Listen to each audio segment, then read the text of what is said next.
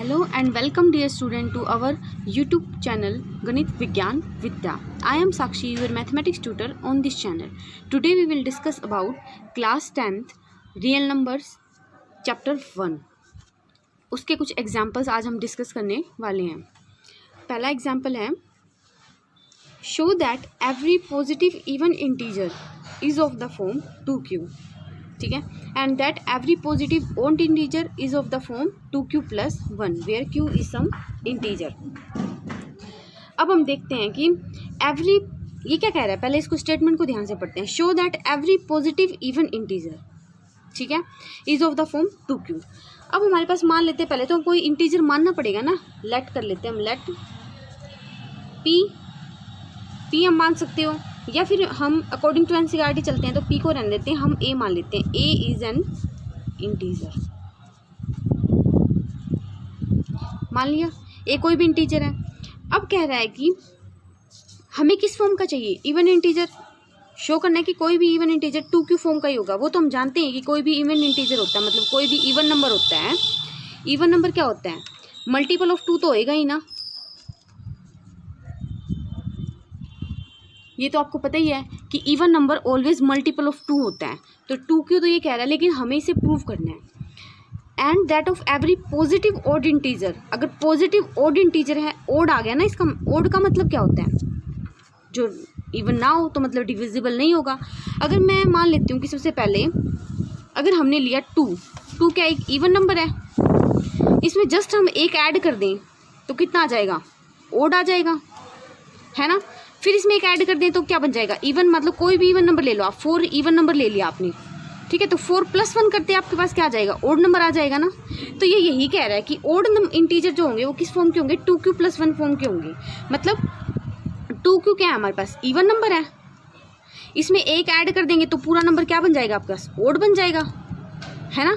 तो इस तरह की स्टेटमेंट को हमने प्रूव करना है. कैसे प्रूव करेंगे, मान लेते हैं कि a कोई इंटीजर है, a इंटीजर है, और लास्ट में आप देखो कैसी फॉर्म में प्रूव करना है, हमें 2q + 1 फॉर्म में प्रूव करना है. तो हम इसके अंदर क्या मान लेंगे, कोई इंटीजर है तो Euclid lemma, Euclid algorithm, Euclid division algorithm हमने पिछले लेक्चर में पढ़ी थी. और अगर आपको वो सब समझ नहीं आया, या अगर आपसे कुछ ना कुछ वीकनेस है उस टॉपिक के अंदर, तो आप पीछे जो है वीडियोस के अंदर जाके प्लेलिस्ट के अंदर, मैंने प्लेलिस्ट अच्छे से बनाई हुई है, उसके अंदर आप जाके विजिट कर सकते हैं और उस टॉपिक को अच्छे से समझ सकते हैं. तो उसमें हम इस जो आपके पास यूक्लिड एल्गोरिथम थी उसका यूज़ हम इसके अंदर करेंगे. तो उसके लिए हमने उसके अंदर क्या किया था कि कुछ क्वेश्चन होना, कुछ आपके पास डिविडेंड होना चाहिए, कुछ डिवाइजर होना चाहिए. जब डिविडेंड को डिवाइजर से हम डिवाइड करते हैं तो क्वोशिएंट और रिमाइंडर हमारे पास आता है. तो अगर हमने a इंटीजर माना है तो इसका मतलब हमारे पास कोई b इंटीजर होना चाहिए ना जो इसको डिवाइड कर दे. तो हम इसके अकॉर्डिंग चलेंगे. हमें चाहिए क्या, 2q + 1 फॉर्म चाहिए. 2q देखो इवन नंबर के साथ मल्टीप्लाई चाहिए, तो हम कैसे मान लेंगे, b क्या मान लेंगे, कोई इंटीजर मान लेंगे. कैसा, b = 2 मान सकते हैं. तो a भी हमने कोई इंटीजर मान लिए, a is an integer and b भी इंटीजर है, क्योंकि a b = हमने क्या माना है, 2 है, तो b भी इंटीजर ही हुआ ना.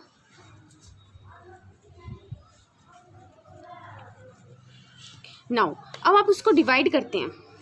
जब a को b से डिवाइड करते हैं तो आपके पास क्या मिलेगा. फॉर एग्जांपल हम डिवाइड करने की कोशिश करते हैं. अगर हम डिवाइड करने की कोशिश करते हैं, अगर हम कुछ ना कुछ एग्जांपल ले लेते हैं, मान लेते हैं कि हमने ले लिया, यहाँ मैं आपको पहले एग्जांपल लेके दिखाती हूँ ताकि अच्छे से और क्लैरिफाई हो जाए. मान लेते हैं कि हमने a = कोई भी ले लिया, 45 ले लेते हैं, लेट कर लिया हमने, और b = हमारा क्या है, 2 है. जब हमने a को b से डिवाइड किया, a को b से जब हम डिवाइड करते हैं तो व्हाट वी विल गेट, यही आ जाएगा. रिमाइंडर कितना बचेगा, 1, और ये हमारा क्वोशिएंट आ गया, ये हमारा कितना आ गया, रिमाइंडर आ गया ना रिमाइंडर.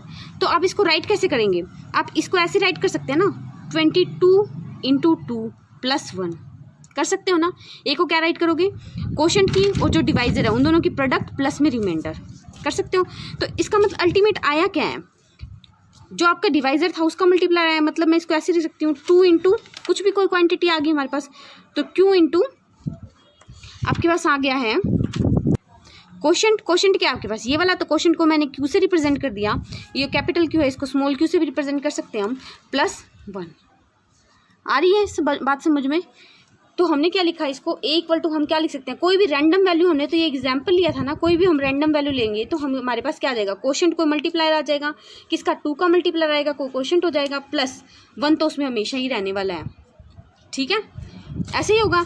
बट 1 क्या है इसके अंदर, तो हमारे पास 1 इसलिए आ गया ना क्योंकि हमने 45 एक ऐसी टर्म ली थी, लेकिन यहाँ पे कुछ ना कुछ रिमाइंडर वेरी करता रहेगा, तो हम इसको आर से भी रिप्रेजेंट कर सकते हैं, कर दोगे आर से रिप्रेजेंट। बट अब हमारे पास एक क्वेश्चन अराइज होता है कि आर की वैल्यू कहाँ से कहाँ तक जा सकती है, रिमाइंडर कितना जा सकता है, डिवाइजर से तो हमेशा छोटा ही होता है ना रिमाइंडर, तो डिवाइजर हमारे पास है क्या, 2 है, तो हमने कंडीशन पढ़ी थी जो आपका डिवाइजर है, डिवाइजर आपके पास क्या है 2, तो हमारे पास क्या होगा,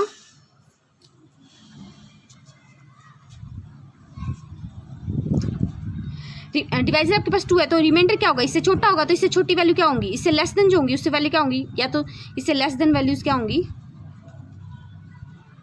क्या हो जाएंगे हमारे पास 2 0 1, बस ये 2 ही टर्म्स होंगी। तो इसका मतलब है हमारा रिमाइंडर कहाँ तक आंसर कर सकता है, 2 से तो हमेशा छोटा ही रहेगा, बट 0 भी हो सकता है रिमाइंडर, क्या पता वो इवन नंबर ही आ जाए हमारे पास, इंटीजर जो हमने माना है वो इवन नंबर होगा तो 0 रिमाइंडर बच जाएगा। और अगर इवन नंबर नहीं है, कोई ओड नंबर है, तो रिमाइंडर क्या हो सकता है, 0 और 2 के बीच में हो सकता है, मतलब 1 भी हो सकता है, ठीक है। तो या तो रिमाइंडर हमारा क्या आएगा, दिस इम्प्लाइज रिमाइंडर हमारा क्या आ सकता है, या तो 0 आएगा या फिर हमारा रिमाइंडर क्या आएगा 1। तो it will reduce into form of this, तो इसमें हमारे पास इसको रिड्यूस किस में हो जाएंगी, ए इक्वल टू क्या आ जाएगा हमारे पास, यहाँ से हम रिड्यूसिंग फॉर्म लिख देते हैं इसकी, ये किस में कन्वर्ट हो जाएगी, ए इक्वल टू 2q प्लस 0 और ए इक्वल टू 2q प्लस 1, ठीक है। इस रिमाइंडर को हमने यहाँ राइट कर दिया 0 प्लस 1। अच्छा, अब हम क्वेश्चन के ऊपर वापस चलते हैं। Show that every positive even integer of the form 2q and that every odd integer of the form 2q plus 1। तो आप ये जानते हो कि कोई भी मल्टीपल ऑफ 2 जो भी क्वांटिटी होगी वो हमेशा ही इवन नंबर देगी। अगर उसमें एडिशन 0 है तो कोई फ़र्क नहीं पड़ता, क्योंकि इसको हम 2q ही राइट कर सकते हैं। तो आपको पता लग गया कि ये सब क्या है, ये इवन ही नंबर होगा। जब a इक्वल टू 2q क्या हो जाएगा हमारे पास में इवन, और अगर इसमें हम एक ऐड कर देते हैं 2q प्लस 1 कर देते हैं तो ये क्या बन जाता है हमारे पास में ओड, ठीक है। तो जैसे मैंने आपको इस एग्जांपल से समझाया था कि हमने क्या लिया था, 2 एक इवन नंबर लिया था, लेकिन इसमें एक 1 ऐड करते ये क्या बन गया था, ओड बन गया था। तो आप इस तरह से कुछ लेट वगैरह करेंगे, पहले ए इंटीजर मानेंगे, फिर वी वो डिवाइजर मानेंगे जो यहाँ से आपको रिड्यूस करना है। मतलब अगर ये कुछ और होता 6q प्लस होता, मतलब 6 का मल्टीपल ढूंढते तो हम बी को क्या मान लेते 6 मान लेते, बट इसमें हमें क्या मानना है, बी को 2 ही मानना है, क्योंकि हमें 2 के मल्टीपल चाहिए, उससे हम डिवाइड करके देख लेंगे। तो सिर्फ इसको हमने बस एग्जाम्पल से समझा था, बट आप इसको एग्जाम्पल से बार बार नहीं करोगे, आप सिर्फ इसको ये देखोगे कि 2 से हमेशा छोटा ही होना है रिमाइंडर, और 0 से हमेशा बड़ा या इक्वल हो सकता है। तो ठीक है, उसके बीच में कितने नंबर्स आते हैं, 0 और 2 के बीच में कितने नंबर आते हैं, या तो वो 0 होएगा, इक्वल भी हो सकता है रिमाइंडर, या फिर वो 1 होगा। फिर उसमें ये पुट कर दोगे आप, ठीक है। ये किस तरह ये नोटेशन हमने किससे लिखी है, ये हमने डिवीजन से यूक्लिड से लिखी है। यूक्लिड जो आपकी एल्गोरिथम थी उसकी वजह से हमने ये स्टेटमेंट राइट की थी, ठीक है। तो आप इस तरह से इसको दे सकते हो। तो इसका मतलब क्या हुआ कि ओड इंटीजर किस फॉर्म के होंगे, 2q प्लस 1 फॉर्म के होंगे ऑलवेज, ओके। नाउ अब हम सेकंड एग्जाम्पल की तरफ मूव करते हैं। वैसे तो एग्जाम्पल नंबर 3 है, क्योंकि जो आपके पास फर्स्ट एग्जाम्पल मैंने लेक्चर फर्स्ट में आपको करवा दिया था।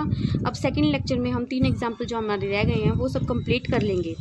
थर्ड एग्जाम्पल क्या कह रहा है, show that any positive odd integer, ठीक है, ओड इंटीजर है, इज ऑफ द फॉर्म किसके होंगे 4q प्लस 1 और 4q plus 3, q is some integer, ठीक है।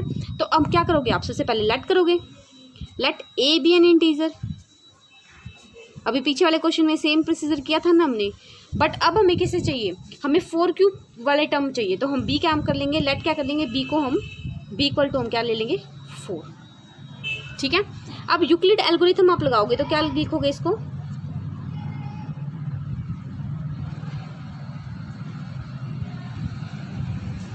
से आप क्या लिखोगे इसको, a किसकी फॉर्म में होगा, b की जगह क्या है 4 ही है ना, b Q plus r, b क्या डिवाइजर होता है हमारा, तो इसकी जगह हम क्या लिख लेंगे 4q प्लस r। आ गया समझ में।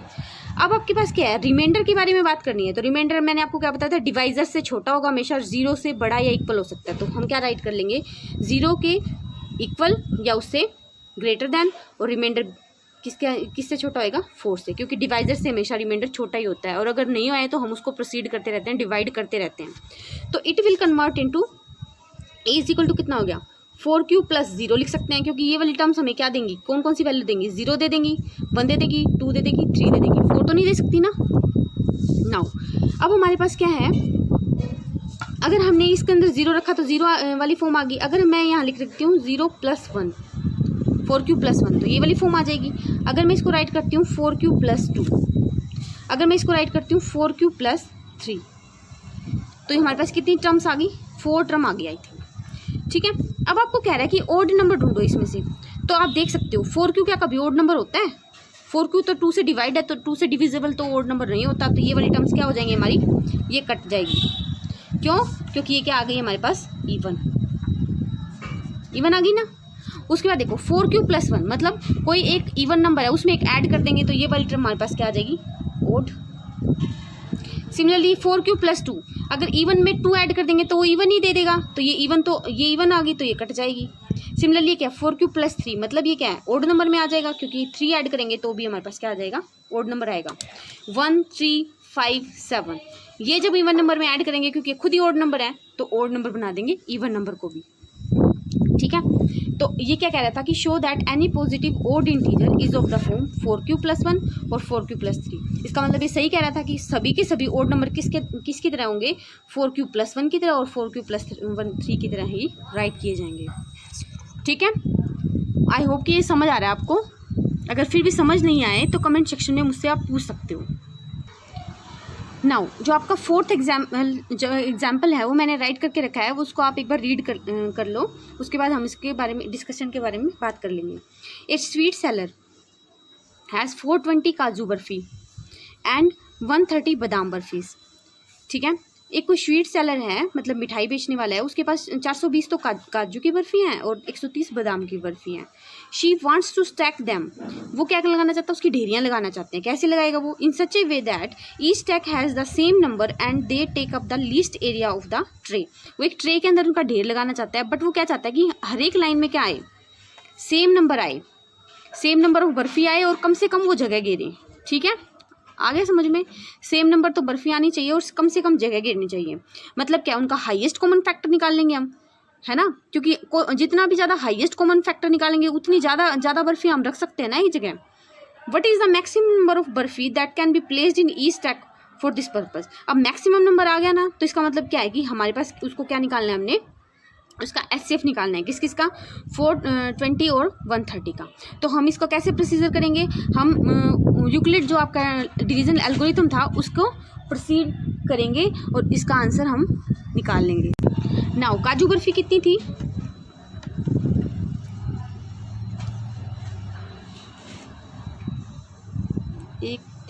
वन मिनट, हाँ, काजू बर्फीज जो थी आपके पास 420 थी और बादाम की बर्फ़ी थी आपके पास 130।